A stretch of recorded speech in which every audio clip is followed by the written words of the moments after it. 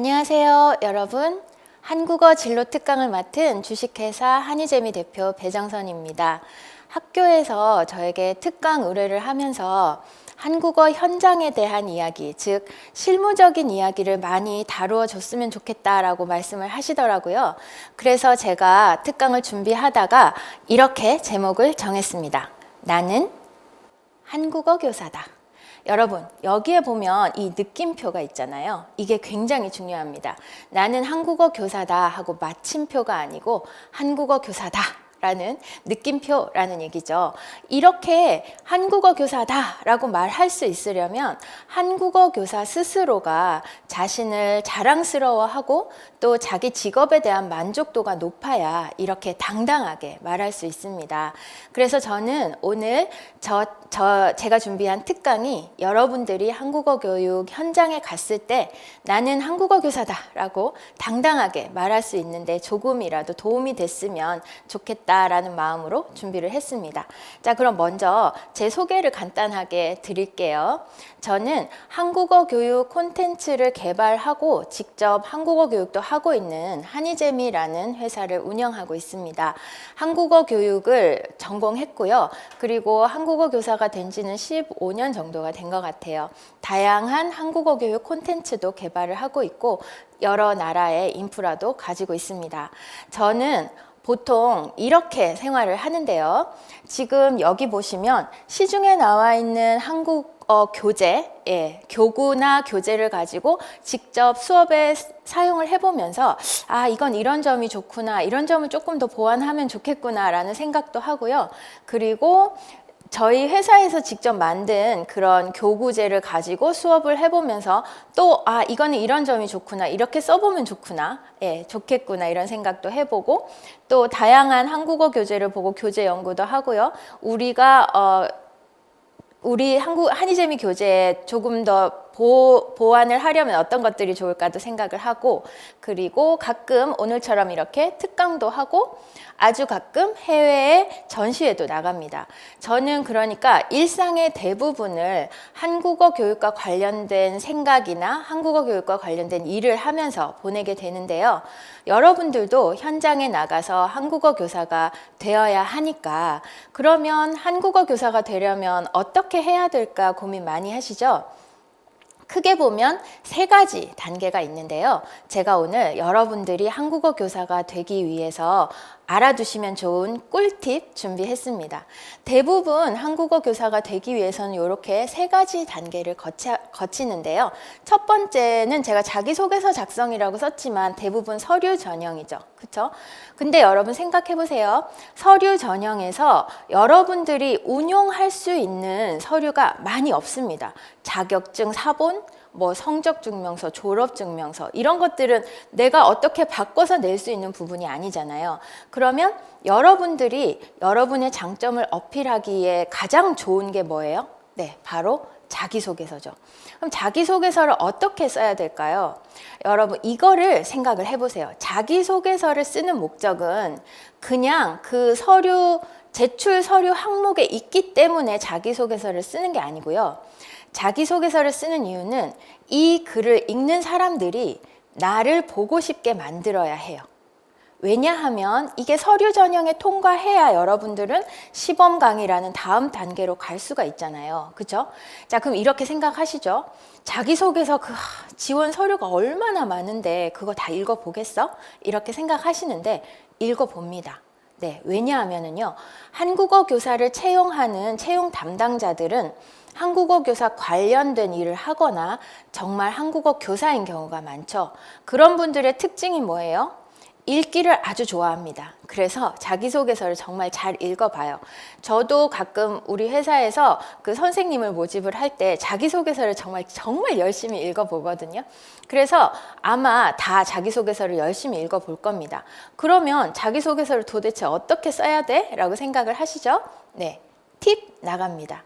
먼저 첫 번째 문장을 잘 써야 돼요. 첫 번째 문장을 여러분들이 너무 일반적인 자기소개서처럼 저는 몇 남 몇 녀의 몇째로 태어나 인자하신 부모님의 가정교육 아래 이렇게 일반적으로 쓰시면 어차피 다음 문장을 읽고 싶어지지가 않아요. 그러면 첫 번째 문장은 어떻게 써야 될까요? 저는 24시간 한국어를 생각하는 누구입니다. 또는 어떤 문장이 좋을까요? 길에 간판에 맞춤법이 틀린 게 있으면 정말 신경 쓰이는 누구누구입니다. 이런 식으로 여러분들의 실제 경험과 체험을 곁들여서, 그리고 내가 한국어 교사가 되기 위한 자질이 있는 사람이라는 그 특징을 잘 살린 문장을 쓰셔야 돼요. 그리고 첫 번째 문장은 길게 쓰면 좋지 않습니다. 그러니까 첫 번째 문장이 자기소개서에 한 줄, 두 줄 막 이렇게 넘어가는 것보다 첫 번째 줄 안에서 끝나는 게 좋아요. 그래서 임팩트 있게, 간결한, 그러면서도 여러분의 특징을 잘 보여줄 수 있는 그런 문장을 쓰는 게 좋습니다. 그리고 자신의 이야기를 스토리텔링 하라라고 되어 있는데요. 스토리텔링이라고 하면 굉장히 어려운 것 같지만 여러분을 아주 재미있는 이야기의 주인공처럼 자기소개서를 쓰라는 말이에요. 제가 처음에 대학 산하기관에 지원을 하게 되었을 때, 그때 사실 저는 그렇게 서류상으로 굉장히 유리한 위치가 아니었습니다. 나이도 많았고요. 저는 한국어를 늦게 시작했거든요. 나이도 많았고 또 대학원 1학기만 겨우 마쳤을 때였어요. 그러니까 경력도 별로 없었죠. 근데 자기소개서를 굉장히 잘 썼다고 저는 생각을 해요. 제 자기소개서를 읽은 분들은 저를 한번 봐야겠다라는 생각을 하게 만들려고 작전을 짰었죠. 어떻게 했냐면, 그러니까 제 이야기를, 스토리텔링을 어떻게 했냐면, 저는 생일이 5월 4일이에요. 5월 4일 뭐 아무것도 아닌데 이렇게 생각을 하실 텐데, 제가 원효대사하고 생일이 같다는 거를 알게 됐거든요. 그래서 자기소개서 말미에 이렇게 썼습니다. 저는 생일이 5월 4일입니다. 5월 4일은 한국 불교의 대중화를 이끈 원효대사가 태어난 날입니다. 저도 5월 4일에 태어났기 때문에 한국어의 세계화를 이끄는 한국어 선생님이 되겠습니다. 이렇게 썼어요. 그러니까 그 자기소개서를 읽어본 사람이라면 자기를 원효대사하고 비교를 하다니, 뭐야 이 사람 한번 봐야겠는데, 이런 생각을 할 수도 있었겠죠. 그죠? 그 다음에 자기소개서에서 여러분들이 충분히 여러분의 장점을 어필을 하면서 이 사람을 한번 꼭 보고 싶다라는 생각이 들게 하면 그 다음 관문이 시범 강의입니다. 시범 강의도 여러분 생각을 해보세요. 문법을 하나 주잖아요. 그죠? 시범 강의 할 때 문법을 하나 주고, 보통 시범 강의를 거의 하루 종일 하거든요. 그러면 심사위원들은, 면접관들은 똑같은 문법을 설명하는 사람을 20명도 보고 30명도 보는 거예요. 여러분 같으면 어떻겠어요? 처음 보고, 두 번 보고, 세 번 보고 대단히 특이한 그런 예문이 나온다거나 하지 않을 거 아니에요. 그렇죠? 그러면 그 똑같은 문법으로 하는 20명 중에, 30명 중에 나를 기억하게 하려면 어떻게 해야 될까요? 네, 요게 꿀팁입니다. 들어가는 순간 분위기를 전환시켜라. 또 평가자와 눈을 맞춰라. 사실 이게 어렵습니다만 여러분이 시범 강의를 하는 동안에는 여러분들만 생각나게 해야 돼요. 그러니까 앞에서 시범 강의를 했던 많은 선생님들은 다 생각이 안 나게 만들어야 합니다. 그럼 어떻게 해야 되겠어요? 문을 열고 들어가는 순간 시범 강의가 시작되는 거예요. 그러니까 제가 한번 그 KGSP 과정 전담하는 한국어 선생님을 모집한다라고 해서 거기에 이제 시범 강의를 가게 됐는데 30명 중에 제가 마지막 순서였어요. 왜냐하면 다른 일정 때문에 조금 뒤로 빼주세요 라고 했는데 맨 마지막으로 해놓은 거예요. 그래서 들어가기 전부터 사실은 좀 맨 마지막이라고 약간 기분이 좀 그랬어요. 똑같은 시범 강의를, 똑같은 문법을 30번째 보는데 그때 제가 들어가는 거잖아요. 그때 목표 문법도 애였어요. 학교에 가다 할 때 얼마나 간단한 그 초급 문법을 가지고 제가 시범 강의를 해야 되니까 이거 어떡하지 하다가 문을 여는 순간 내 시간이다 라고 생각을 하면서 문을 열면서 여러분 안녕하세요 하면서 들어갔어요. 그러니까 언어교육원 원장님이 완전히 쉬는 시간, 그러니까 제 앞 선생님이 나오고 제가 들어가기 전에 그 짧은 시간에 책상에 엎드려 계시더라고요. 이렇게 엎드려 계시다가 제가 문을 열고 여러분 안녕하세요 하고 들어가니까 이렇게 저를 보셨어요. 그런데 이렇게 보고 그냥 똑바로 앉지 않으시길래 제가 한 번 더 말했죠. 안녕하세요 했더니 그냥 대답은 안 하고 그냥 이렇게 자세만 고쳐 앉으시는 거예요. 그러니까 무슨 안 좋은 일 있었어요? 왜 대답을 안 해요? 라고 물어보고 한 번 더 인사할게요. 이번엔 대답 한번 기대해 보겠습니다 하고 안녕하세요 하니까 안녕하세요 대답을 해주시는 거예요. 그럼 뭐예요? 이미 그 시간은 제가 리드하게 돼 있어요. 그 원장님이 굉장히 피곤해서 책상에 엎드려 있던 그 채로 제가 만약에 시범 강의를 했다면 제가 아무리 강의를 잘해도 저는 별로 깊은 인상을 줄 수 있는 그런 선생님이 안 됐을 거예요. 그런데 제가 이미 환기를 시켰죠. 분위기를 저에게 맞춰서 유리하게 전환을 시켰고 그리고 뭐지? 왜 나보고 똑바로 앉으라고 하고 대답까지 시키지? 이러면서 제 시범 강의를 조금 더 관심 있게 들어주셨어요. 물론 시범 강의를 할 때 중요한 것은 강의를 잘해야 됩니다, 여러분. 근데 어느 누구도 강의를 되게 못하지는 않아요. 그렇잖아요. 한국어 문법을 설명을 할 때 굉장히 전형적인 예문으로 문장을 만들어 가라 라고 이야기를 하는데 그런 전형적인 예문이 굉장히 다르지 않잖아요. 그래서 아마 대부분 비슷비슷할 겁니다. PPT를 만들어 가는 사람도 있고 카드를 만들어 가는 사람도 있고 할 텐데 저는 그냥 판서로 수업을 했어요. 그냥 PPT가 사실은 시범 강의 때 별로 좋은 방법은 아니다라고 그때는 생각을 했기 때문에 판서로만 진행을 했는데도 제가 거의 리드하면서 시키고 막 그랬는데도 대답도 다 해주셨어요. 그리고 그 다음으로 이어지는 면접 때는 정말로 제가 유리하게 시간을 이끌어낼 수 있었죠. 자, 그래서 시범 강의를 할 때 여러분 들어가는 순간, 문을 여는 순간부터 시범 강의다. 이 사람을 내 팬으로 만들겠다. 이렇게 생각을 하면서 분위기를 확 전환시키는 거 굉장히 중요합니다. 그러면 그 다음 단계가 면접이에요. 그쵸? 보통은 시범 강의와 면접을 같이 진행을 하는 경우가 많이 있어요. 시범 강의 때 한 번 부르고 면접 때 또 한 번 부르고 이러는 게 아니고 시범 강의 하고 나면은 그만하셔도 됩니다 하고 여기 앉으세요 하고 의자를 권해줘요. 그럼 거기 앉아서 면접을 하는데요. 이때 면접에서는 어떻게 해야 여러분들이 한국어 교사가 될 수 있을까요? 네. 자신 있는 태도를 보여라. 그리고 밝은 표정으로 대화하라. 물론 겸손한 것도 좋습니다만 너무 겸손해서 자신감 없는 태도보다는 저는 조금 더 당당한 태도를 가질 것을 권해드리는데요.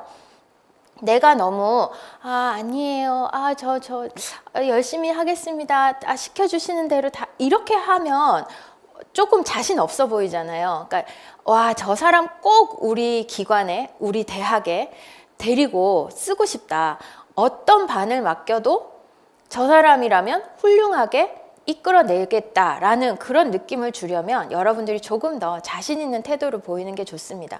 물론 건방지게 하라는 말은 아니고요. 그리고 밝은 표정으로 대화하면서 여러분들이 괜찮습니다. 저는 만약에 안 해본 수업이라도 고급반을 해보셨어요? 논문지도 해보셨어요? 이렇게 해도 안 해봤지만 안 해봤다고 해서 못하는 건 아니잖아요. 그럼 솔직하게 그러나 당당하게 네, 논문 지도를 한 번도 해본 적은 없지만 제가 논문을 썼던 경험을 살려서 한번 해보겠습니다. 이렇게 자신 있게 말씀드리면 그래? 어떤 수업이라도 잘 하겠는데? 이런 생각을 하겠죠. 그래서 이 스텝 1, 2, 3 서류 전형, 시범 강의 면접을 여러분들이 이 꿀팁을 잘 생각을 하면서 진행을 하면 여러분들은 한국어 교사가 될 수 있겠죠. 그죠? 자, 그 다음이 뭡니까? 네, 한국어 교사는 한국어 교사인데 어디에서 한국어를 가르치느냐의 문제입니다. 그렇죠. 자, 그래서 지금부터는 한국어 교육 기관별 특징을 말씀을 드릴게요. 저 질문이 있으시면 제가 1시간 특강을 진행한 다음에 Q&A 시간을 따로 마련을 할 예정입니다. 그러니까 1시간 특강 동안에는 질문을 받지 않을게요. 그리고 질문이 있으시면 채팅창에 남겨주시면 특강이 지나고 나서 특강이 끝난 후에 여러분들의 질문을 받아서 제가 그때 Q&A 시간으로 질문에 대답을 해드릴게요. 자, 그러면 교육기관별 특징 시작하겠습니다. 교육기관은 크게 운영 주체에 따라서 정부나 공공기관이 운영하는 기관이 있고요. 그리고 대학이 운영하는 대학 산하 기관이 있죠. 또 개인이 운영하는 사설 학원이 있습니다. 근데 어디에서 한국어 교사가 되느냐, 어디에서 한국어를 가르치느냐에 따라서 뭐가 다른 것들이 조금은 있지만 공통적인 게 있죠. 뭐예요? 네, 여기 적어놓은 3가지입니다.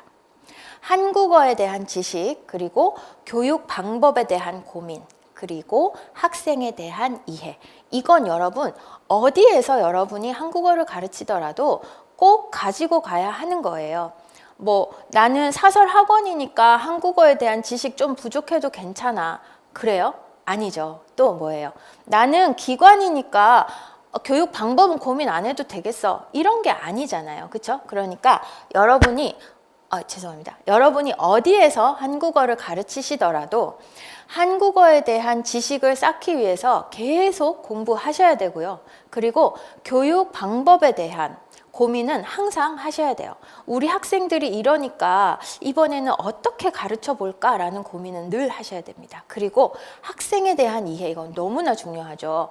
와, 어떻게 이거를 못 알아들어? 내가 이렇게 잘 가르쳐 주는데 어떻게 이걸 계속 실수를 해? 이렇게 생각하면 한국어 교사가 될 수 없어요. 왜냐하면 우리는 너무나 당연하게 본능적으로 알아내는 그런 문법 항목들을 학생들은 정말 어려워하거든요. 그러니까 요 3가지 부분에 대해서는 여러분이 한국어 교사라면 언제나 어디에서나 고민해야 되는 거기 때문에 요거는 빼고 말씀드릴게요.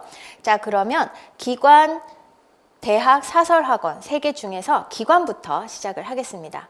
네, 기관 하면은요, 대부분 뭐 종합사회복지관, 다문화가족지원센터, 외국인 노동자 지원센터, 국제교류재단, 여성문화센터, 주민센터 정말 많죠. 그죠? 제가 처음에 한국어를 시작할 때는 이렇게 한국어를 가르칠 수 있는 곳이 많지 않았어요. 근데 여러분들 요즘에는 주민센터에서도 한국어를 가르치는 곳이 굉장히 많거든요. 그러니까 여러분들이 한국어 교사가 되기 위한 현장이 굉장히 다양해졌다라고 생각을 하시면 될 것 같아요. 대부분 여성 결혼 이민자와 노동자들을 가르칩니다. 그럼 어떤 특징이 있어요? 무료 수업이죠. 그렇죠? 이건 대부분입니다. 예전에 100%였는데 요즘에는 아주 적은 수업료를 받는 곳들도 있어요. 왜냐하면 이 단점 때문인데요. 조금 이따 말씀드릴게요. 한국어 수업 외에 다문화 행사가 굉장히 많아요. 그래서 행사 지원을 조금 해달라는 그런 요청도 많이 들어옵니다. 행사 안내해 주세요. 선생님 이거 행사 좀 안내해 주세요. 학생들한테 좀 얘기해 주세요. 아니면은 행사 안내를 조금 해야 되니까 수업 시간에 제가 한번 들어갈게요. 이런 식의 그 일들이 좀 많이 일어나요. 장점은 자유로운 수업 설계. 선생님이 수업을 교재도 또 수업 방법도 교구도 어떤 식으로든 자유롭게 수업을 설계할 수 있어요. 그건 굉장한 장점이라고 저는 생각을 합니다. 그런데 단점이 뭐예요? 학생들의 잦은 결석. 여성 결혼 이민자들 같으면은 집에 일이 엄청 많아요. 또 시어머니가 아파요, 제사예요, 행사예요, 친척들이 왔어요. 그리고 또 조금 이제 겨우겨우 한국어 좀 익힐만 하면 뭐 아기를 낳는다든지 그래서 또 결석을 한다거나 이런 일들이 너무나 많습니다. 그래서 이 기관에서 여러분들이 수업을 하게 된다면 일단 단점은 조금 포기를 하셔야 돼요. 어쩔 수 없는 결석이 많거든요. 그러면 어떻게 해야 돼요, 여러분? 어쩔 수 없는 결석 말고는 다 참석하게 만들어야죠. 그럼 뭐예요? 수업 자체가 내가 집에 있는 것보다 여기 오는 게 훨씬 이득이야 라는 생각을 들게 만드시면 됩니다. 그러면 정말로 어쩔 수 없는 결석 아니고서는 출석률이 정말 좋은 반이 될 거예요. 여러분들이 자유롭게 운영할 수 있기 때문에 그래요. 제 경험으로 하나를 말씀을 드리자면 저는 맨 처음에 한국어 교육을 시작한 곳이 복지관입니다. 종합사회복지관에서 여성 결혼 이민자들을 가르쳤어요. 그런데 교재가 여성 결혼 이민자를 위한 한국어 그 교재가 되게 얇잖아요. 그래서 일주일에 2번 2시간씩 수업을 하는데 제가 들어갈 때 그 교재가 반 정도 남아 있었어요. 그래서 반 정도 하고 나니까 금방 교재가 끝났단 말이에요. 그래서 이제 어떤 교재로 수업을 하지? 한 번 더 복습을 할까? 이렇게 생각을 하다가 제가 학생들한테 물어봤어요. 여러분들은 한국어를 배울 때 어떤 걸로 배우면 좋겠어요? 라고 물어봤더니 학생들이 이렇게 대답하는 거예요. 선생님, 저는 제가 우리 애를 가르치고 싶어요. 그래서 초등학교 교과서로 공부를 하면 어때요? 라고 말을 하는 거예요. 그래서 이거 좋은 생각인데? 라고 생각을 하면서 제가 그 교과서 파는 곳에 가서 학년별로 국어 교과서를 쭉 봤어요. 그러니까 우리 학생들하고 가장 어울릴 만한 학년의 교재를 찾았는데 그게 3학년이더라고요. 그래서 3학년 교과서 하나, 4학년 교과서 하나 이렇게 사들고 가서 학생들에게 보여줬어요. 여러분, 이거는 어때요? 이거는 어때요? 그러니까 아무래도 4학년 거는 조금 어렵다고 말하더라고요. 그래서 3학년 교재로 한국어 수업을 하기 시작했습니다.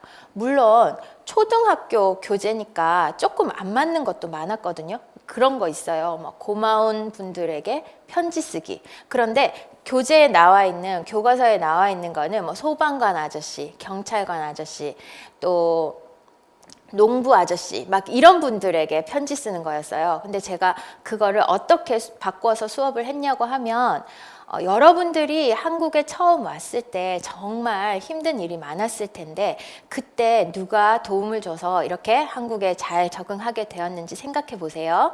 그리고 그 사람들에게 이제 한국어 잘 하게 됐으니까 한국어로 편지를 써봅시다 라고 했어요. 그러니까 다 대충 비슷할 것 같다고 생각을 했는데 택시 기사님도 나오고 또 자기 옆집 언니도 나오고 정말 다양하게 고마운 사람들에 대해서 편지를 쓰더라고요. 그런 것을 하면서 정말로 이 한국어를 내가 배우길 잘했다라는 느낌이 들 거잖아요. 또 이런 것도 있었어요. 전화를 해서 부탁하는 건데 친구 어머니한테 전화해서 친구를 바꿔주세요 하는 그런 전화 예절, 그리고 부탁하기 이런 거 그 단원이 하나 있었어요. 근데 제가 그 수업을 어떻게 바꿔서 진행을 했냐고 하면 여러분들 지금 아기가 유치원에 안 가는 날인데 지금 친구의 모임이 있다거나 아니면 다른 약속이 생겼다거나 해서 부탁을 시어머니한테 어떤 부탁을 해보자 라고 해서 정말로 휴대전화로 이렇게 꺼내서 시어머니한테 전화로 부탁하는 거를 수업 시간에 한번 해봤어요. 그 전에 부탁할 때 사용하기 좋은 문법이나 이런 것들은 수업을 하고 그리고 실제로 전화기를 들고 어머니 나 한국어 수업 있는데 아기가 아파서 유치원에 못 갔어요 이러면서 부탁을 막 하는 거예요. 그럼 정말 재밌어 하더라고요. 그러면서 다른 친구 부탁할 때도 다 잘 들어요. 쟤는 저걸로 했네 나도 저거 하려고 했는데 약간 그런 느낌들. 그래서 저는 그 복지관에서 한국어를 가르쳤던 때 굉장히 행복했어요. 그리고 제가 수업을 하기 전에 진행을 하던 선생님은 사실은 출석률이 좋지 않았다고 하더라고요. 한 번 할 때 3명, 4명 이렇게 올 때도 있고, 그리고 다른 기관으로 많이 이동을 한 상태였어요. 주변에 여성센터나 이런 곳으로 많이 이동을 한 상태였는데 제가 가르치고 나서 다른 기관으로 갔던 사람들이 굉장히 많이 돌아왔고 출석률도 진짜 좋았어요. 다양한 수업을 진행을 하려고 했고 또 이 수업 시간 동안 정말 2시간 여기 앉아있는 시간이 아깝지 않게 만들어야겠다라고 제가 생각을 했기 때문인데요. 그리고 또 저는 이것도 했어요. 매월 말에 월말 평가를 시험을 쳤습니다. 정기 시험이라고 해서 시험을 치고 그러니까 이제 한 달에 8번 수업이잖아요. 8번 수업인데 2시간씩 하니까 16차시 수업이죠. 16차시 수업 중에서 15차시 끝에서 2번째 시간에 이렇게 정기 평가를 실시를 하고 마지막 시간에 상장을 줬어요. 네, 제일 시험 잘 친 사람, 그리고 성적이 제일 많이 오른 사람, 그리고 결석을 한 번도 안 한 사람 이렇게 해서 다이소에서 1,000원짜리 그냥 상품으로 하나씩 준비해가지고 제가 상장을 주고 박수 치고 그리고 마지막 시간에는 한국 노래를 하나씩 배우고 이런 식으로 이제 제가 1년 딱 가르쳤는데 그때 저한테 배운 학생들이 지금 10년 정도 지났는데 아직도 연락을 해요. 그 과정 중에서 한 가지, 제가 했던 수업 중에서 한 가지 지금 잠깐 들려드릴 텐데, 라디오 대본이 국어 교과서에 있었거든요. 그거를 실제로 다 한 역할씩을 맡아서 라디오 녹음을 했어요. 정말로 이거 라디오 방송에 나가는 거다 생각하고 우리 녹음을 해보자라고 했어요. 제가 그냥 핸드폰으로 녹음을 해서 음질은 좋지 않습니다만 잠깐만 들어볼게요. 소년과 어머니 들리세요? 부모가 누르면 산에 보러야 하는 본습이 있다면 옛날의 이야기입니다. 네, 다 국적이 달랐어요. 뭐 일본, 캄보디아, 베트남, 또 방글라데시 뭐 이렇게 동남아시아 쪽이 많기는 했는데 이렇게 발음은 좋지 않지만 실제로 녹음을 하고 녹음한 것을 자기들이 들어보면서 굉장히 재밌어했었거든요. 그래서 복지관 수업은 이 기관 수업은 여러분들이 자유롭게 운용할 수 있기 때문에 얼마든지 다양한 시도를 할 수 있다는 장점이 있습니다. 이게 제가 아까 말씀드린 상이에요. 네, 이런 식으로 우수상만 주면 잘하는 사람이 늘 타기 때문에 재미가 없잖아요. 그래서 성적이 제일 많이 오른 사람한테도 주고 결석 안 한 사람한테도 주고 해가지고 제가 매월 이렇게 상을 줬어요. 근데 그러니까 이번에 나 1등이다 하면서 남편한테 5만 원 받기로 했다 뭐 이런 말들도 하고 그러더라고요. 이게 기관의 특징입니다. 그리고 제가 했던 수업 사례들도 보여드렸어요. 자, 그러면 두 번째 대학 말씀드릴게요. 대학은 대학교 산하 언어교육원, 뭐 언어교육원이라고도 하고 국제교류재단, 국제교류센터, 뭐 굉장히 외국어 교육원 이렇게 되어 있는 곳도 있고 대학마다 이름은 조금씩 다르지만 어쨌든 유학생들, 네, 어학 연수생들을 대상으로 하는 언어교육원이 있고요. 그리고 학생들, 학부생들이 있고 대학원생들이 있어요. 일단 대상들은 다 유학생이죠. 근데 이 기관, 대학 산하기관의 특징은 뭐예요? 정해진 커리큘럼에 따라서 해야 돼요. 진도를 칼같이 맞춰야 되죠. 그리고 팀 티칭을 하는 거예요. 한 반에 나 혼자 들어가는 게 아니고 다른 선생님하고 같이 들어가요. 어떤 때에 따라서는 나는 어휘 문법만 하고 다른 선생님이 뭐 읽기 듣기만 한다거나 이렇게 나눌 수도 있고요. 아니면 내가 뭐 발음을 하고 쓰기를 하고 어떤 다른 선생님이 말하기 듣기를 하고 이런 식으로 나눠지기도 합니다. 어쨌든 팀 티칭을 하기 때문에 내가 나가기로 했던 진도를 못 나가면 다른 선생님이 조금 타격을 받죠. 그래서 그런 부분에 대해서 좀 맞춰줘야 되는 게 있어요. 그리고 잘 짜여진 학사 일정 및 시스템. 네, 뭐 매주 언제는 금요일에는 뭐 문화 체험을 가고 뭐 언제 중간고사를 치고 이런 것들이 내가 고민하지 않아도 학사 일정이 잘 짜여져 있기 때문에 나는 그대로 움직이면 돼요. 그렇죠? 장점은 학생들의 학습 의욕, 이거는 좀 때에 따라서 다릅니다만 뭐 언어교육원 같은 곳에서는 이런 장학제도를 걸기도 하거든요. 이번 시험에서 뭐 1등, 2등은 다음 학기 등록금 50% 준다. 또는 우리 언어교육원에서 수업을 받고 우리 대학에 입학을 할 때 토픽 몇 급이 있으면은 장학금을 얼마를 준다. 이런 게 있어요. 그래서 약간 도전 의식이 있는 학생들 같은 경우에는 굉장히 열심히 하죠. 그리고 또 유급 제도가 있어서 그 급에서 해야 되는 일정 수준의 한국어 실력을 달성하지 못하면 한 번 더 그 급을 들어야 되거든요. 그래서 그런 부분들에 있어서 학생들이 조금 의욕적인 거는 있습니다. 그런데 단점은요, 진도에 맞게 진행해야 된다는 거예요.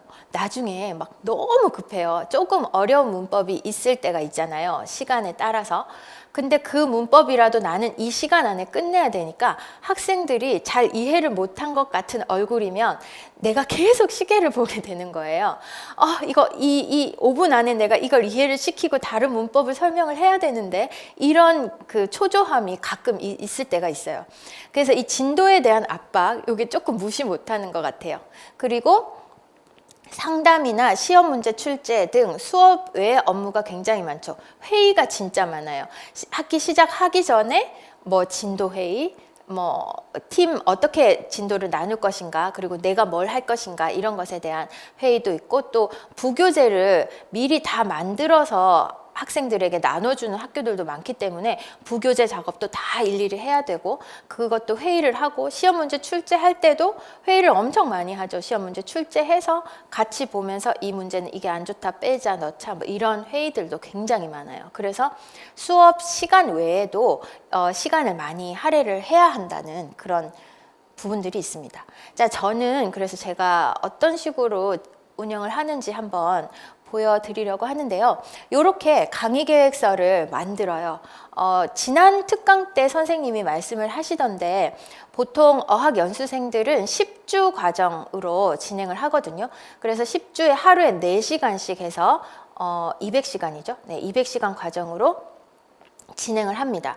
그러니까 월, 화, 수, 목, 금씩 4시간씩 이렇게 10주. 그래서 봄 학기, 여름 학기, 가을 학기, 겨울 학기 이렇게 4개 학기를 지나면 한 학기에 유급을 하지 않는다면 1급씩 떼요. 그래서 1년 동안 꼬박 1급부터 시작했다면 봄, 여름, 가을, 겨울 해서 4급이 되는 거죠. 그죠? 네, 그런 식으로 진행이 되는데, 먼저 이렇게 각 주별로 어떻게 진도를 나갈 것인가라고 강의 계획서를 만들어요. 그리고 이건 대략적인 거죠. 뭐 1과 몇 항 이런 식으로 만들고 나서 이 세부적인 주별 강의 계획서를 또 만듭니다.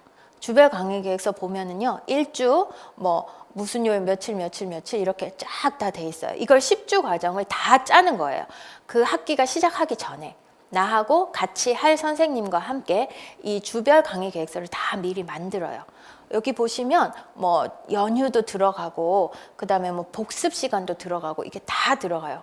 이거 그냥 가짜로 그냥 서류만 내놓고 이거 제출만 하고 이대로 안 하면 그런 거 아니에요. 이대로 안 해도 괜찮아, 그런 거 아니에요. 왜냐하면 요렇게 딱 강의 계획표가 나오고 나면 여기에 맞게 내가 수업 준비를 하기 때문에 요건 정말 잘 지켜야 되는 거예요. 밀리면 뒤에까지 쫙 다 밀리니까 되도록이면 이걸 지키려고 엄청 다들 노력을 하시거든요. 그래서 요런 주별 강의 계획서를 짜고 여기에 맞춰서 수업을 진행하다 보니까 아까 제가 말씀드린 그런 일들이 생기는 거예요. 진도에 대한 압박, 이런 게 조금 있습니다.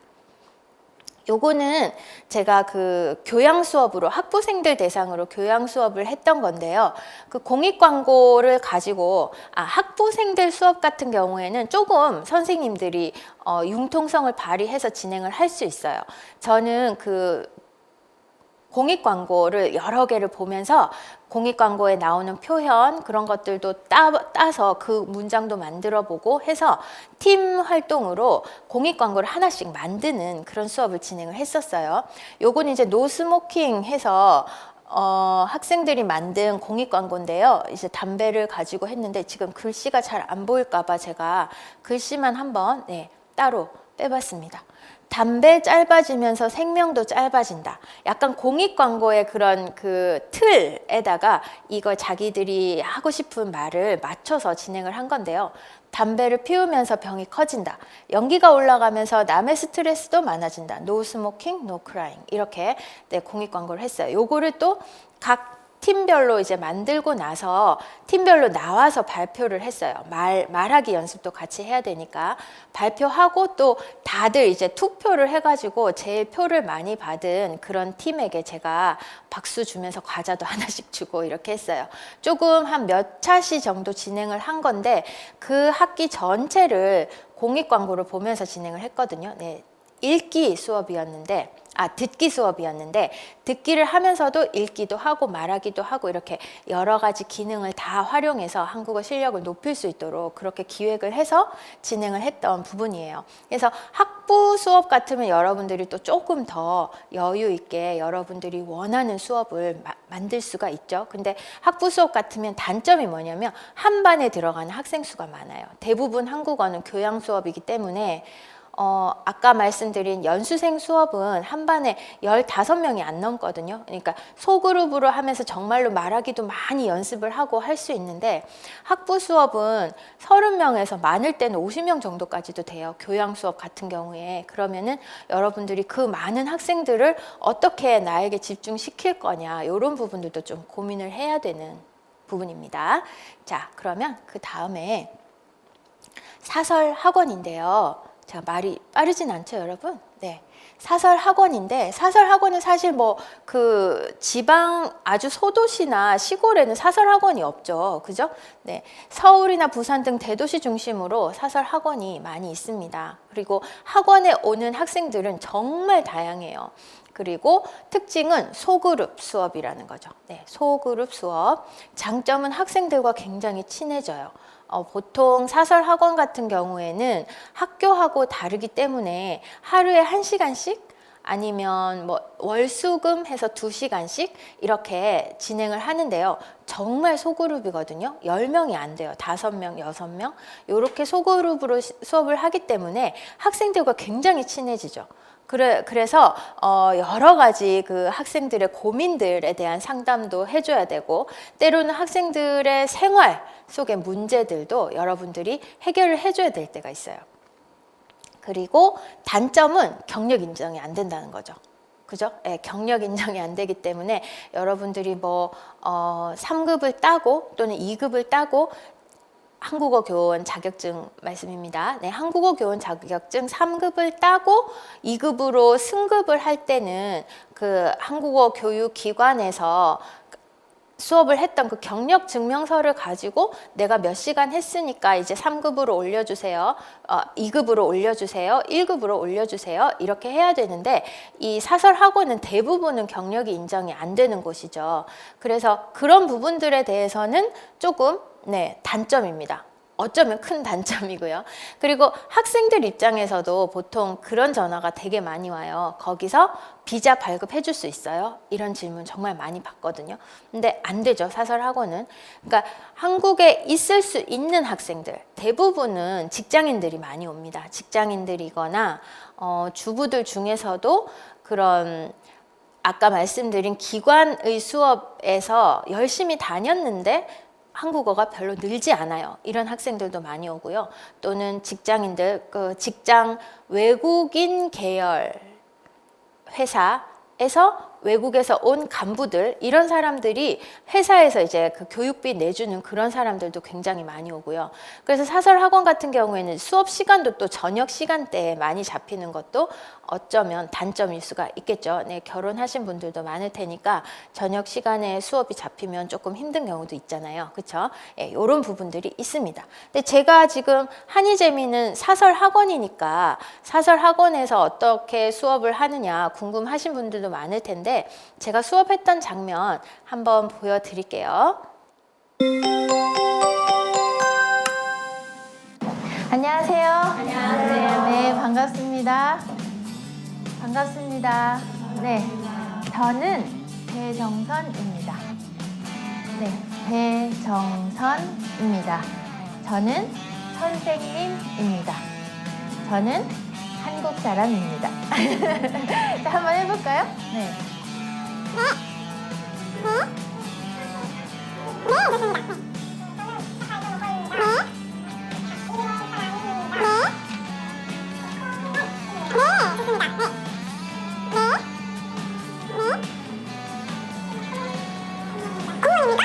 토모코입니다. 토모코입니다. 공무원입니다. 공무원입니다.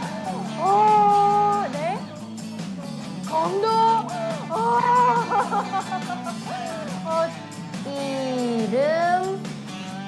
이름입니다. 그리고 나라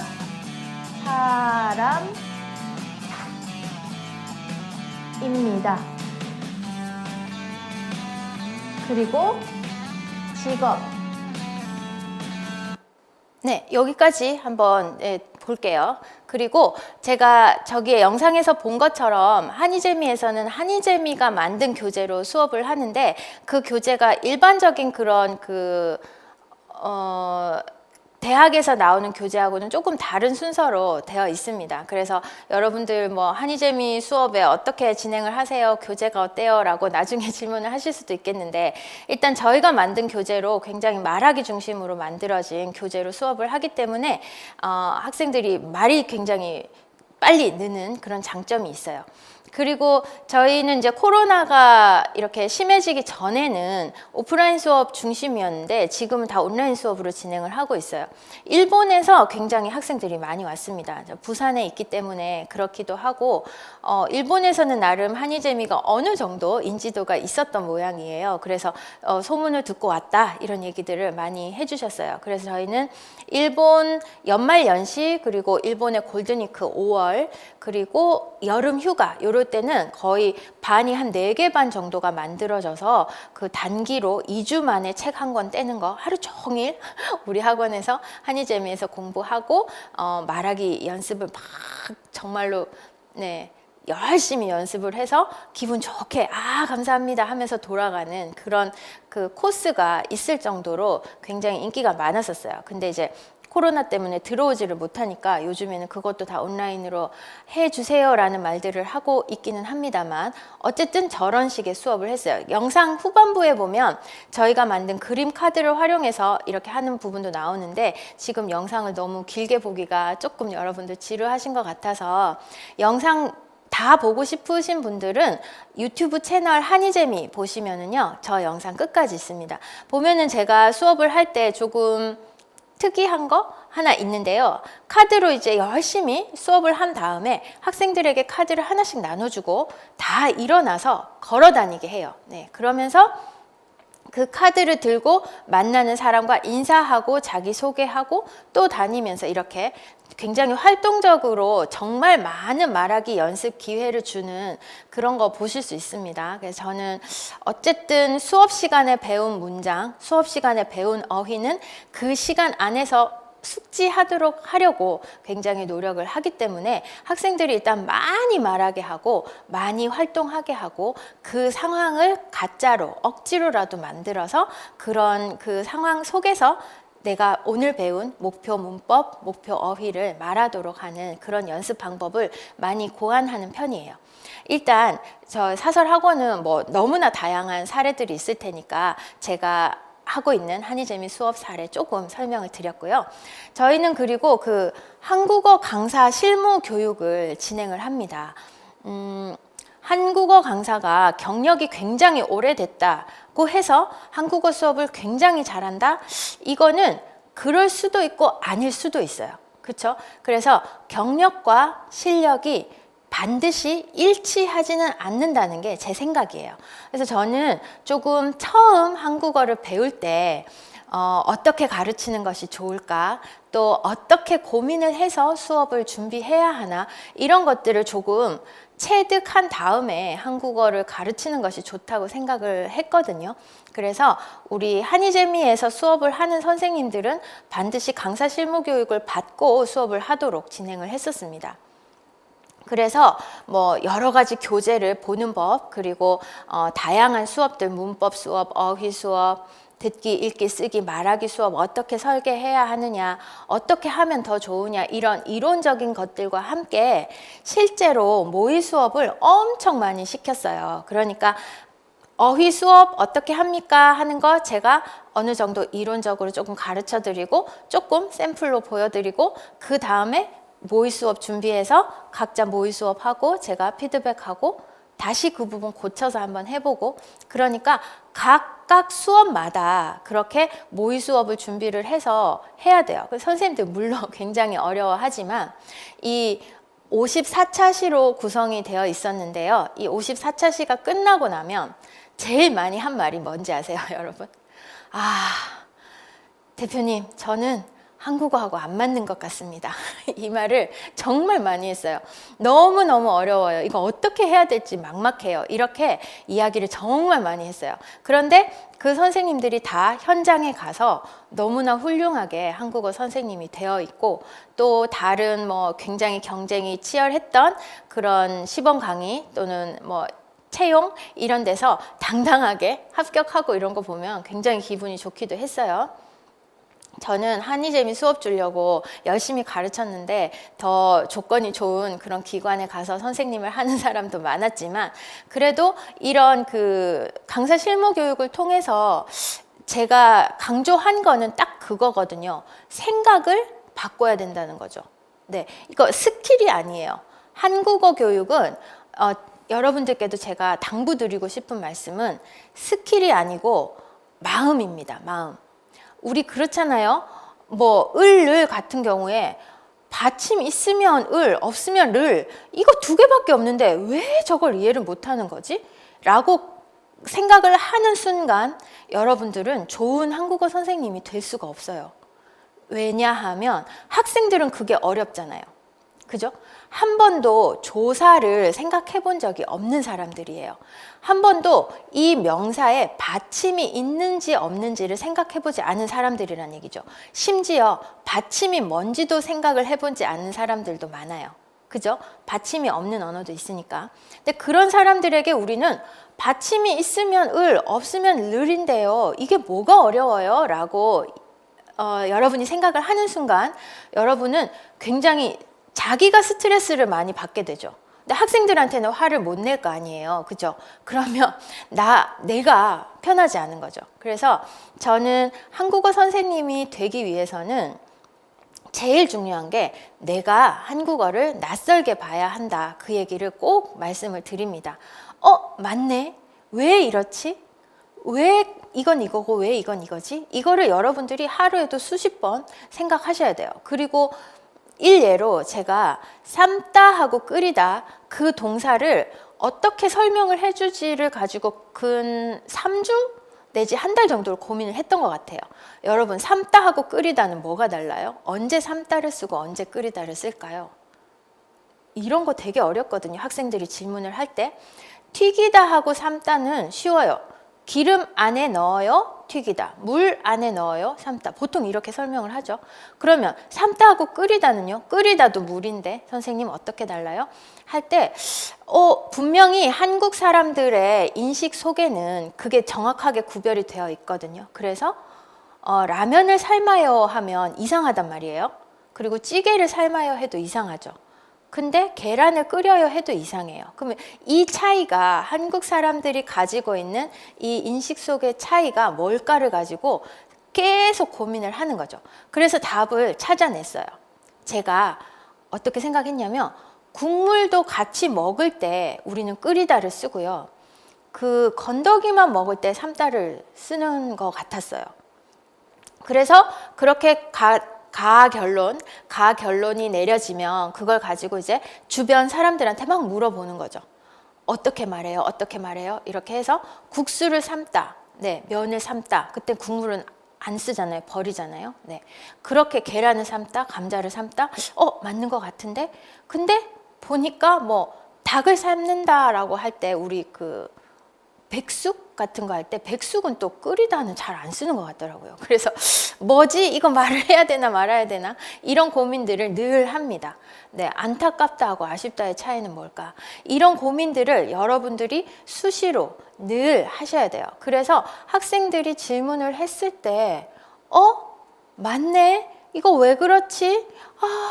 맞아요. 이렇게 쓰는데 제가 이때까지는 그 생각을 못 했었어요. 한번 고민해 볼게요. 정말 좋은 질문 해줘서 고마워요. 라고 얘기를 해줄 수 있는 선생님이 돼야 된다는 거죠. 그거 그냥 이렇게 쓰면 되는데 왜 질문해요? 이렇게 하는 선생님은 한국어 선생님의 자질 면에서 저는 조금 부족하지 않나 생각을 합니다.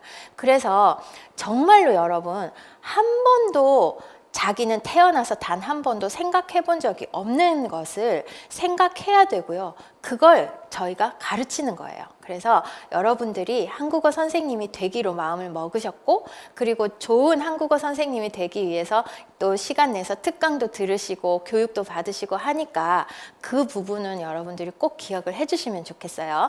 한국어를 낯설게 봐야 한다. 이 부분 꼭 기억을 해주세요. 그러면 여러분들이 아까 처음에 말씀드린 것처럼 나는 한국어 교사다 이렇게 말할 수 있을 뿐만 아니라 당당하게 자신감 뿜뿜 하시면서 나는 한국어 교사다 라고 말할 수 있을 뿐만 아니라 이렇게 말할 수 있겠죠. 나는 행복한 한국어 교사다. 여러분들이 어느 곳에서 어떤 현장에서 한국어를 가르치시든 여러분에게 배우는 학생들도 굉장히 행복한 학생들이 될 수 있도록 그런 한국어 교사가 되기를 바랍니다. 자, 그럼 오늘 특강 여기서 마칠게요. 긴 시간 집중해 주셔서 감사합니다.